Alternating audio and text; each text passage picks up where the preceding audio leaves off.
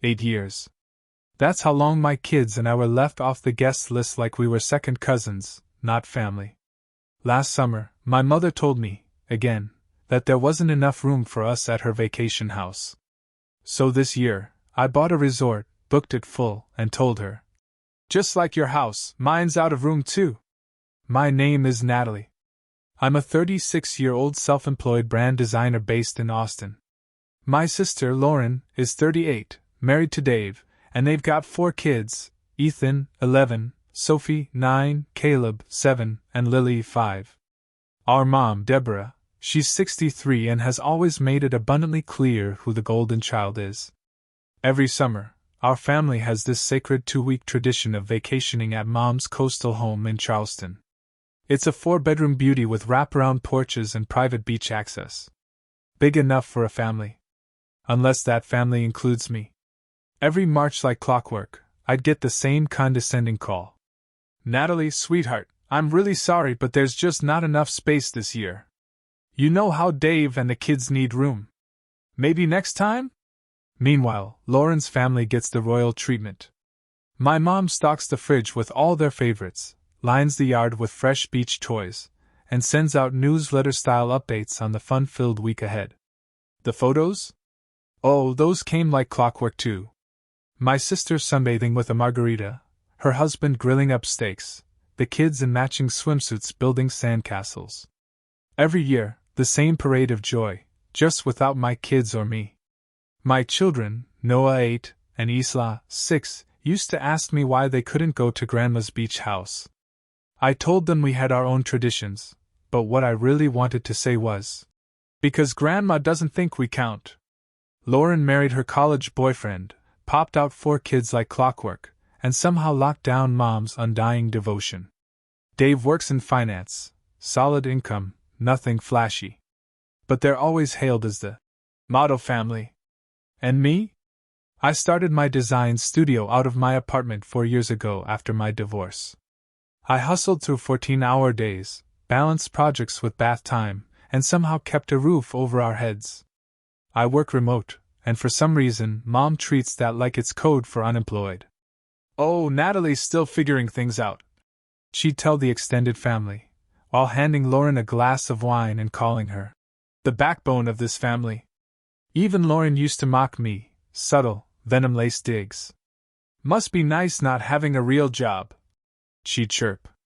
All while I was building a 6-figure portfolio from scratch. But last summer was the moment everything snapped. I just landed a $120,000 contract with a major biotech firm. Biggest deal of my life. I was glowing when I told Mom about it at her birthday brunch. "That's lovely," she said, distractedly adjusting a centerpiece. "Maybe now you can get a real job." Lauren snorted. "Come on, Mom, Natalie likes playing on her little computer. Not all of us are cut out for a 9 to 5. I said nothing. Not when Mom delivered her yearly beach house rejection. Not when Lauren added, "Maybe if you had a real career, you could book your own vacation and stop expecting us to sacrifice our family time." Mom nodded in agreement. "Lauren's right. Dave works so hard. Those kids need this." I smiled. I nodded. I swallowed it all. But inside, something had broken for good. Because the truth was, I'd already bought a 14-room property 2 hours down the coast. I hadn't told anyone. Not even my kids. It was a rundown resort I'd scooped up for a song, $410,000 for beachfront acreage, a dining hall, and enough potential to make your jaw drop. I poured $185,000 into the renovation. New suites, top-tier chef, a kid's splash pad, rooftop bar, yoga deck, the works. I called it Driftstone Cove. It soft opened in June. Quietly. Just a few guests to test the waters. The place was magic. So when Mom made her annual "not enough room" call in late June, I was ready. "Totally fine," I said cheerfully. "The kids and I have other plans." "Oh? Where are you going?" "Just a little spot we found. Nothing fancy." In truth, we were heading to the penthouse suite at my very own resort, with a beachfront balcony and private access to the waves. What came next shocked everyone and changed our family forever. The first week of July, I loaded up the car with sunscreen, snacks, and two wide-eyed kids who had no idea what was waiting for them. When we pulled up to Driftstone Cove, Isla gasped. "Mom, this is like a hotel in a movie." She wasn't wrong. Palm trees swayed like they'd been choreographed, the ocean practically kissed the front steps, and the staff, my staff, welcomed us like royalty.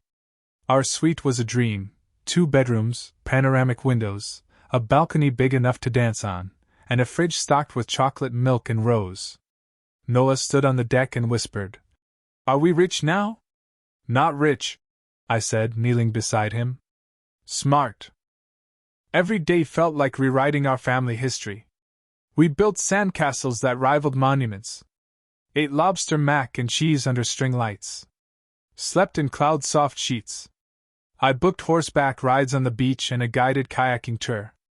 For the first time in years, we weren't watching life from the outside, we were in the center of it, glowing.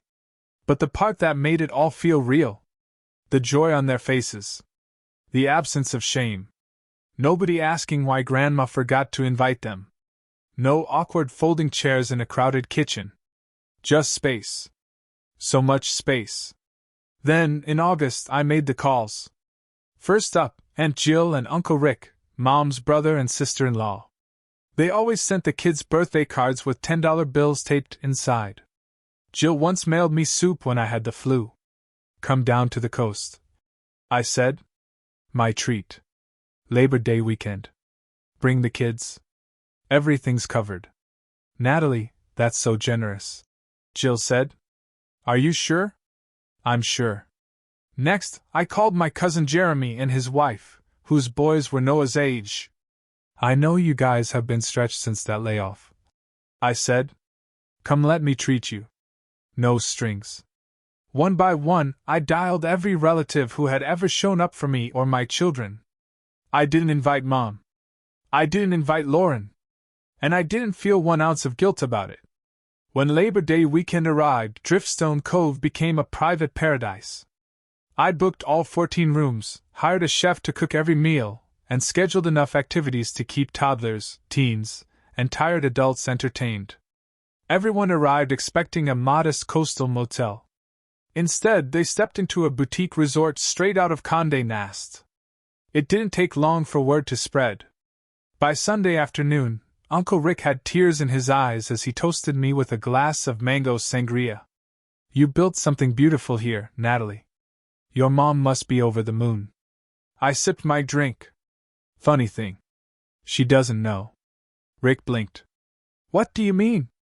"I didn't invite her. Or Lauren." He was quiet for a beat. "Why not?" "Because for 8 years, they told me there wasn't enough room for me and my kids at the beach house. Every summer. Like clockwork." Rick looked around. "And now it's my turn. And unfortunately, there just wasn't enough room." People murmured. No one disagreed. The following morning, as guests packed up to leave, my phone started lighting up like a pinball machine. First came Mom. "Natalie, where are you? Rick said something about a resort? Is that true?" "It is." "You don't have that kind of money."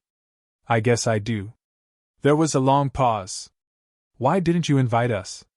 You told me there wasn't enough room at your house." "I'm telling you there's not enough room at mine." "That's not the same." "Sure it is, Mom. Just a matter of math." She sputtered, but I hung up. 20 minutes later, Lauren called.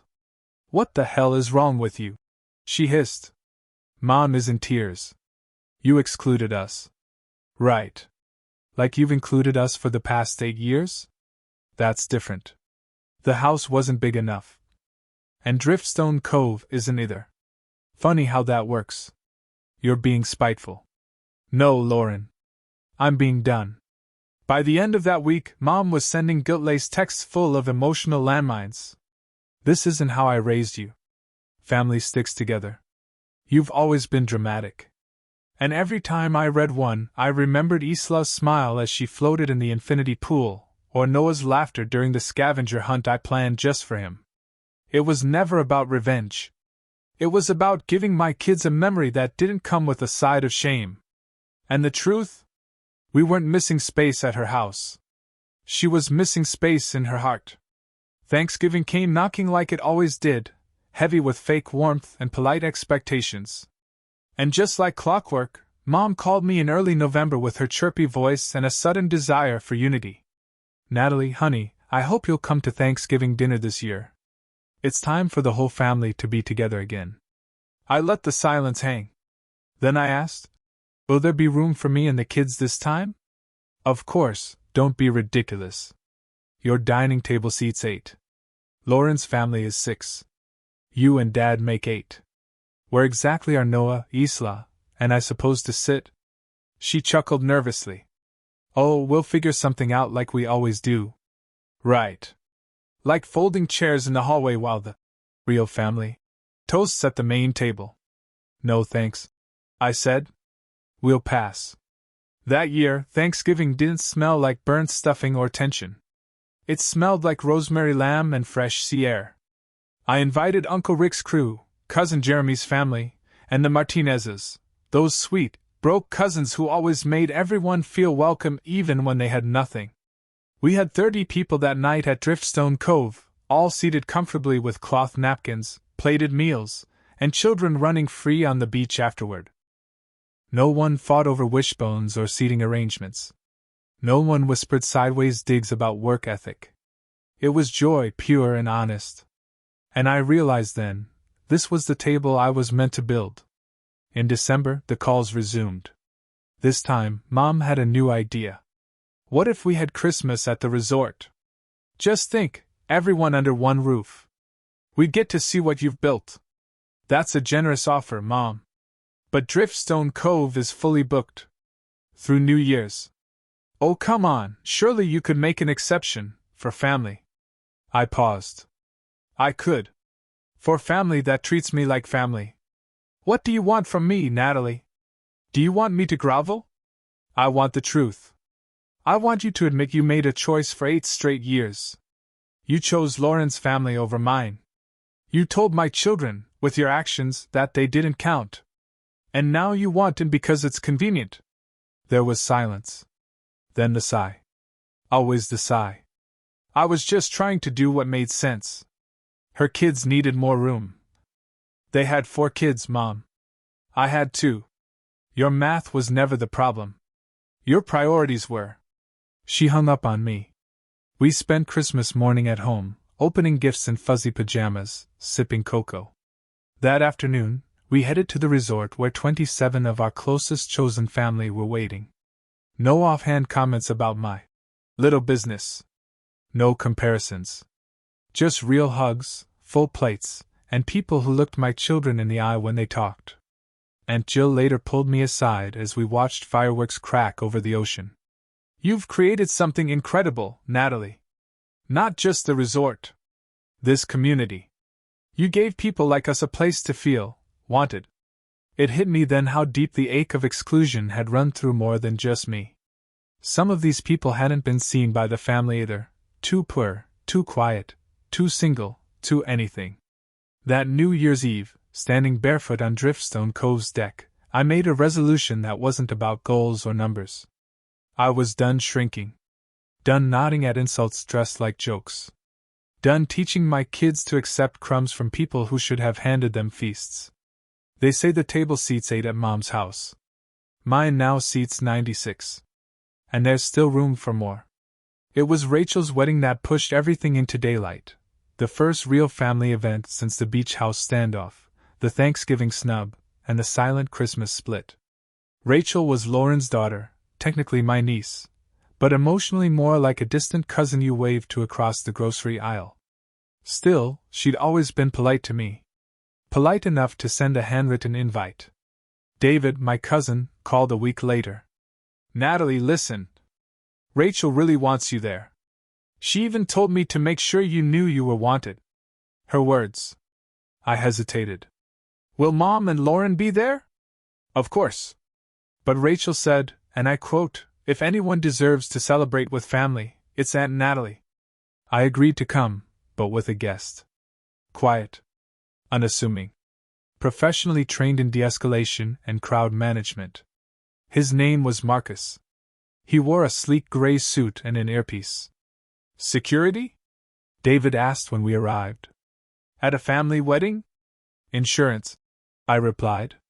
The wedding was held at a vineyard an hour from the city. The air smelled like wine and eucalyptus. The ceremony was beautiful. Rachel beamed. Her vows made 3 people cry and 1 groomsman visibly rethink his life choices. But during cocktail hour, I spotted Mom across the lawn. She approached slowly, like I was a skittish animal she didn't want to spook.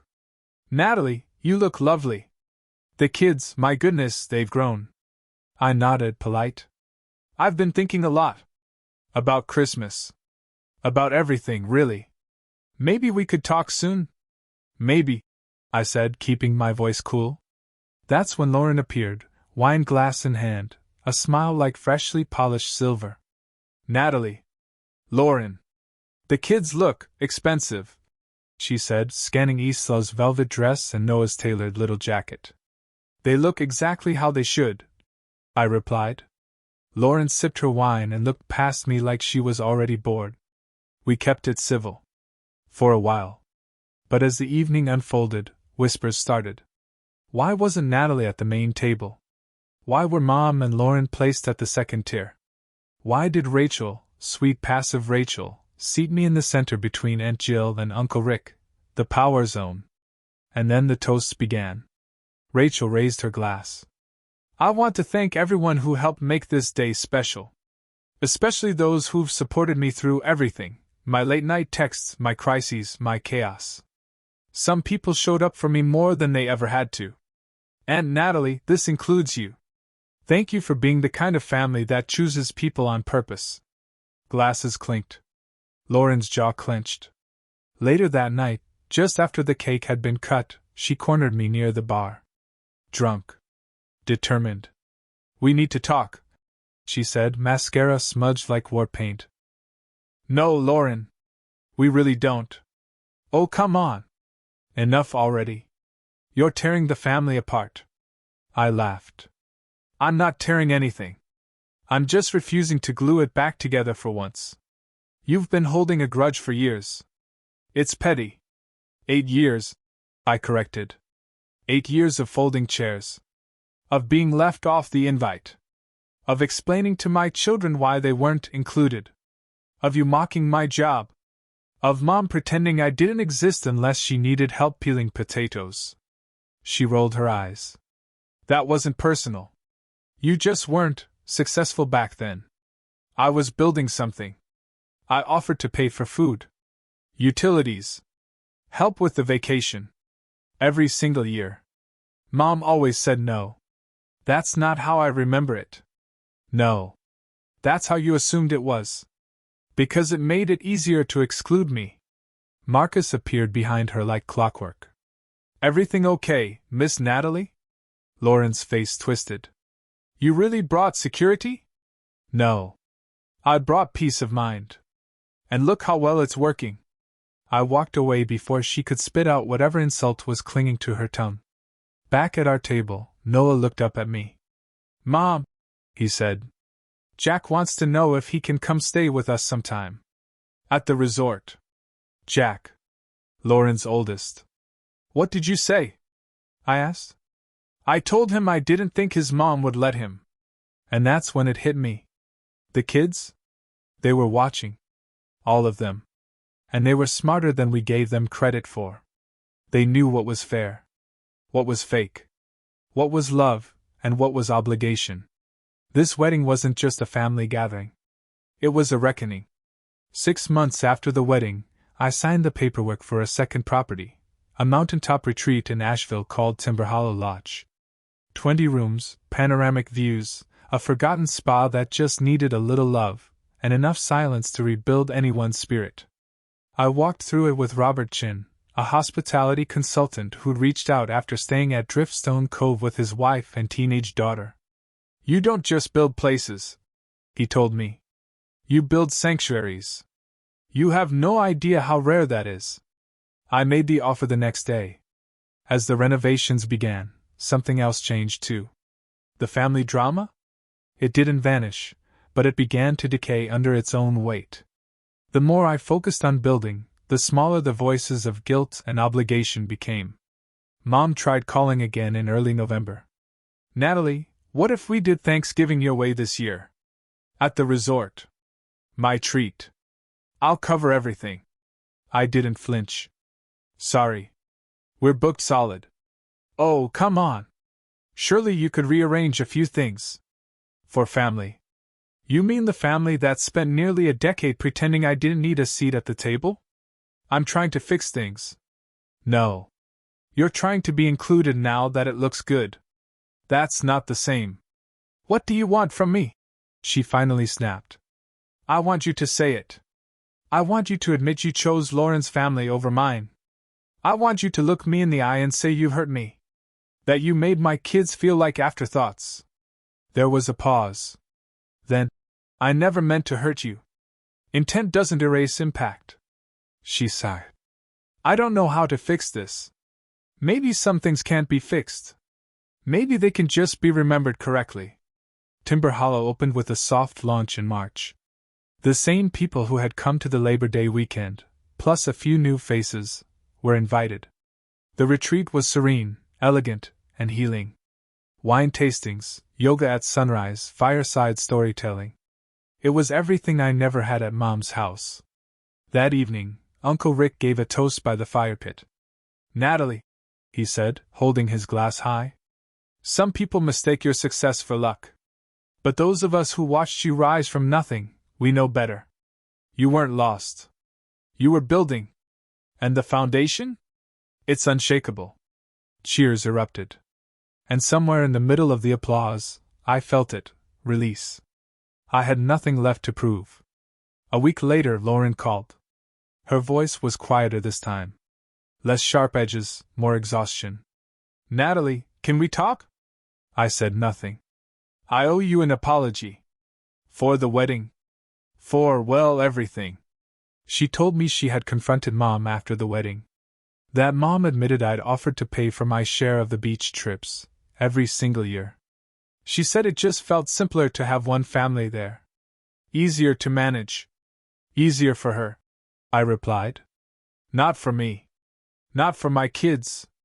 I know. And I'm sorry. She paused. Can we try to rebuild? Not go back. Just build something better. I told her yes. But there would be boundaries.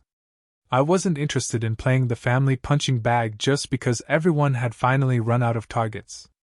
That summer, Lauren brought her kids to Driftstone Cove as paying guests.